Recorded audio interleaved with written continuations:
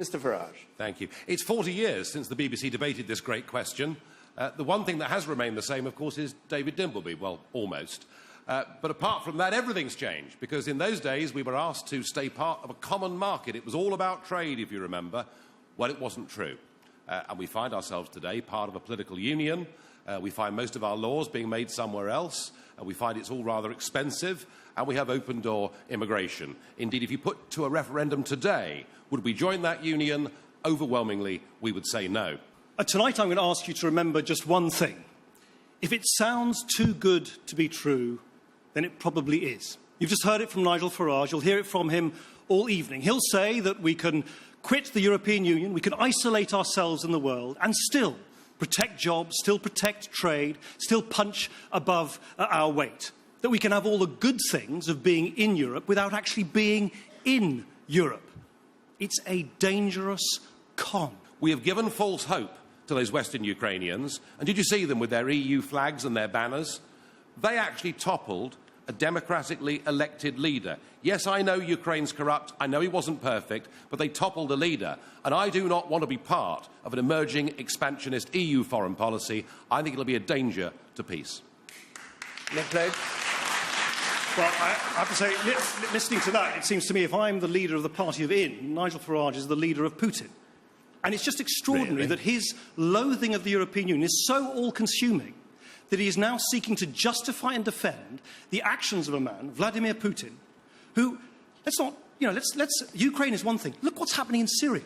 He is the only man on the planet who, with one telephone call to President Assad, the most brutal dictator in the world, could actually help bring the participants to that awful, awful conflict to the negotiating table. There are 200 people dying in Syria, being mowed down in Syria, being killed in Syria every single day, and Nigel Farage says he admires the way that Vladimir Putin has played, as if it's a game, the terrible humanitarian catastrophe in Syria. He admires how Vladimir Putin has behaved there. That is why I think Nigel Farage's position is absolutely indefensible. Well, Nick, you, as Deputy Prime Minister, were happy to go and bomb Libya.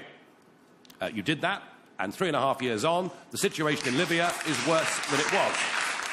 Nigel Farage doesn't want to work with the Americans, he doesn't want to work with the rest of Europe, he only wants to side with Vladimir Putin, who's the only man, as I say, with one telephone call, who could bring this bloody conflict to an end. So, Nick, this country, Nick, has had enough of getting involved in endless foreign wars. But these are dangerous. Whether it's you doing it or anybody else doing it, and there is no evidence, hang on, there is no evidence that our military intervention in these countries is making life better. As I say, with you as Deputy Prime Minister, that's not the question. With you as Deputy Prime Minister, we bombed Libya, and it's worse now than it was then. And the answer to Charles's question is, I don't want to be part of a European foreign policy. This is a dangerous fantasy. The idea that there's going to be a European Air Force, a European army, it is simply not true. The problem with people like Nigel Farage is they swing at windmills. They see conspiracies everywhere. I wouldn't be surprised if Nigel Farage soon tells us that the moon landing was a fake, that Barack Obama isn't American, that Elvis isn't dead. You know, it is not going to happen. Why do you deny your union?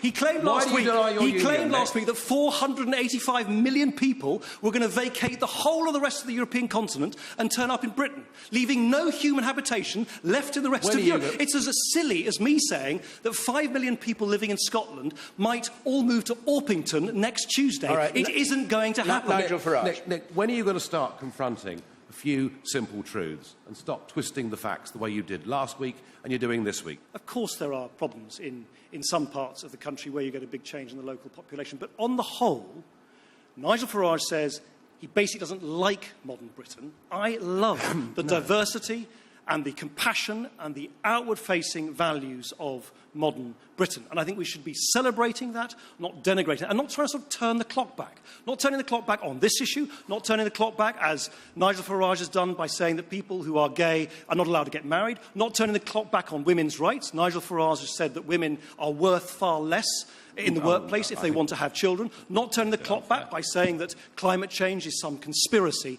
Let's go with a grain of what modern Britain is, not pretend that we somehow can turn the clock back to some 19th century bygone age which simply doesn't exist anymore. But Nick, it is the duty of government to make sure that its own citizens have got the best chance for advancement that is possible. I mentioned the white working class. I could, of course, in London, have mentioned the Afro-Caribbean community, 50% of whose youngsters are currently unemployed.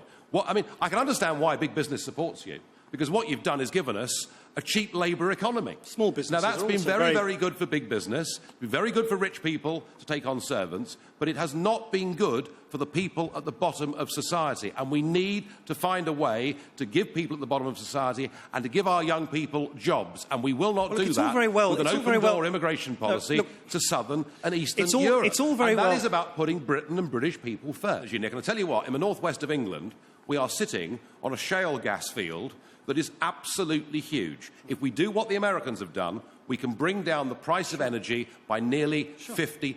And I would say, let's not look a gift horse in the mouth. Scrap wind energy, scrap the subsidies, scrap the money for the rich landowners. Let's get fracking in the short term, and let's make sure we can give industry and ordinary people value for money. Okay. Nick, I'm going to move on because I'm trying to keep an even balance between the two of you, and you slightly have the edge in, I was going to say verbosity. I don't mean that. I tell you what I don't believe in. I don't believe in the dishonesty in saying to the British people that we can turn the clock back. What next? No, we're are you going going to say we should return to the gold standard? No, we're going or a pre-decimal currency. This is the 21st century. Or maybe get WG Grace to open the batting for England again. This is the 21st century. Yeah. It's not the 19th century. Now, Nigel Farage, I've heard this many, many times, and you'll hear it this evening, says that we should be like Switzerland or Norway. Let's just think about that for a minute. Switzerland and Norway have to pay into the European Union coffers.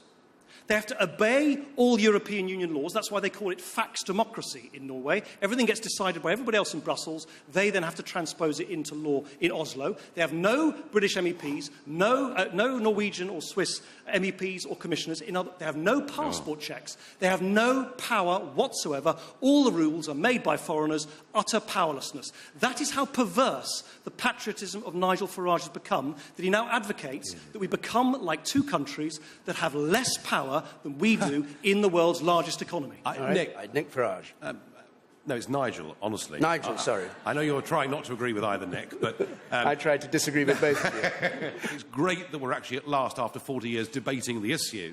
But what really matters at the end of the day isn't what I think, or what Nick thinks, what the chairman thinks, or you think. It's what the British public think, and they should be given a free and fair referendum and the opportunity to express that. But the problem is that, the elite club of career politicians and big businesses don't want you to have a say. You know why? Because they think you might give the wrong answer. They think you might say, no, we'd rather govern our own country. I've been very clear, I've had the same view all the time, that in a parliamentary democracy such as ours, you don't have a referendum every time there's a little tweak or change or an amendment. Right there, wasn't it? No, because in 2008, when that leaflet was issued, let's be absolutely clear, we were being asked as a country to ratify something called the Lisbon Treaty. It was a big rewriting of the rules. That is when you should have a referendum.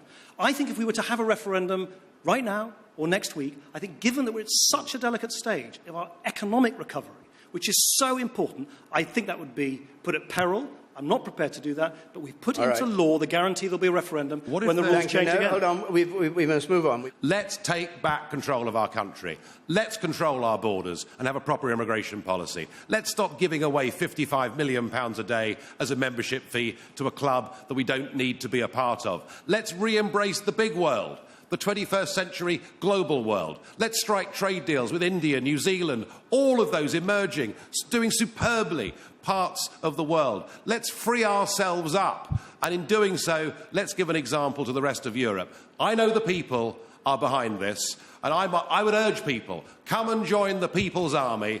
Let's topple the establishment who've led us to this mess. Then there are those of us who believe and love modern Britain as it is today, compassionate, diverse, outward-facing, who understand that there are complexities and challenges in the modern world, but who also understand that by working with other countries, we deal with those challenges and we make Britain richer, stronger and safer. In short, real remedies for the way that the world is today, not dangerous fantasies about a bygone world that no longer exists. And that is why I'm going to do everything I can to make sure that we remain part of the European Union, because that is how we protect the Britain that we love.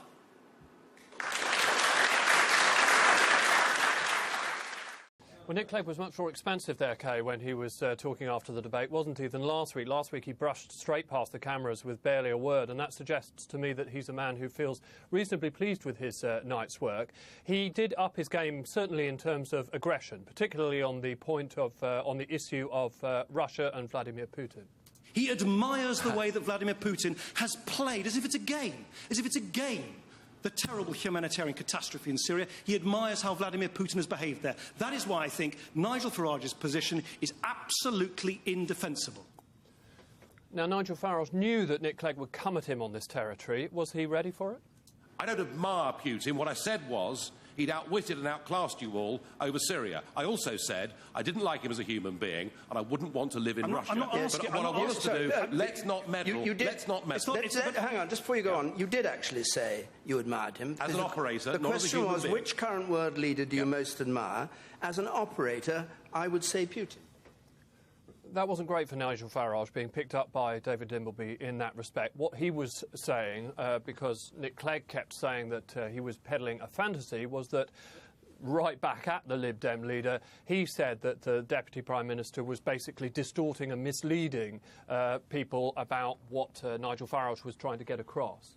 When are you going to start confronting a few simple truths and stop twisting the facts the way you did last week and you're doing this week? You're doing it again. You're saying that I said 485 million people would come to Britain. I didn't. I said they were able to. The leaflets last week were perhaps the most telling moments, and we knew that the two parties would be doing their homework, scouring the archives for leaflets on both sides. It was Nick Clegg who came up with one. It was back in 2010, according to what I've managed to glean from the Lib Dem press office. Let me just show you, this is a leaflet from UKIP. It says here, it's a picture of a very unhappy-looking Native American. It says, he used to ignore immigration, now he lives on a reservation. By staying in the European Union, we are not going to be cooped up on a Native American reservation. What are you going to say next? That you're crazy horse or sitting bull? We've got to have a level-headed debate about these things. I don't know that leaflet, Nick, but well, it's Do you your want to leaflet. comment briefly It's on your that? leaflet. Hang on. Do you want to comment briefly on that? yeah, I don't recognise that leaflet, but I will It's a say this UKIP to you. leaflet, look. To try, well, all sorts of things get put out. I don't recognise that leaflet, and I certainly wouldn't endorse its sentiment. It was a few years back, but just to say that he didn't recognise it, clearly that's awkward for Nigel Farage. But he'd done his homework too, to be fair. I was astonished last week in the first of these debates when Nick Clegg claimed that only 7% of our laws are made in Brussels. He said it was there in the House of Commons library note and therefore was unequivocal. Well, I've got the note with me, Nick, and on page 1 it says the British government estimates that around 50% of UK legislation comes from Brussels. To gauge the increasing confidence of Nick Clegg as it developed, have a listen to this. It's all very well for Nigel Farage to sort of pontificate from the sidelines of his taxpayer-funded job in Brussels. This government has had to sort out the biggest mess in our economy in a generation. He's got some gall, some front for Nick Clegg, who, of course, was a Brussels apparatchik for years before becoming an MEP, to accuse Nigel Farage of pontificating from his Brussels taxpayer-funded job. For him to be able to come out with that suggests to me that he was feeling, well, he was beginning to enjoy himself. But there are two key tests now, Kay. One is whether or not either man has opened up a new front on which they are likely to be questioned in the spin room, obviously, with the questions going on at the moment. And it seems to me that that's more likely to be going on the UKIP side in particular, where there are questions, of course, on the issue of Russia and Syria that will continue. That area that you've picked up on the words about white underclass and that poster about the reservation. But then the other big test, Nick Clegg said at the end, it's time for you to make your choice. Well, no, it's not yet, actually. It's not for quite a few weeks. In May is the time that people will make their choice at the European election. And the test and the proof in the pudding for the two leaders is whether any impact that they've made at this stage can last all the way through to May.